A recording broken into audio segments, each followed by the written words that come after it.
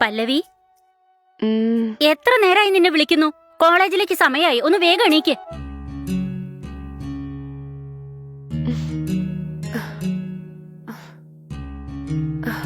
ഇന്നാ ചായ കൊണ്ടുവന്നിട്ടുണ്ട്. വേഗം പോയി പല്ല് തേച്ച് വന്ന് ചായ എടുത്തു കുടിക്ക്. മനസ്സിലായോ?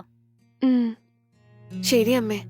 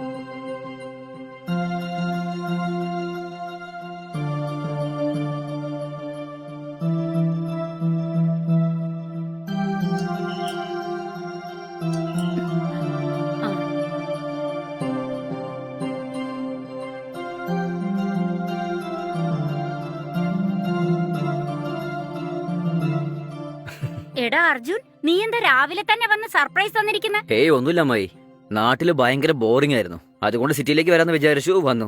അങ്ങനെയാണോ? എന്താ നീ പുറത്ത് നിൽക്കുന്ന? അകത്തേക്ക് വാ.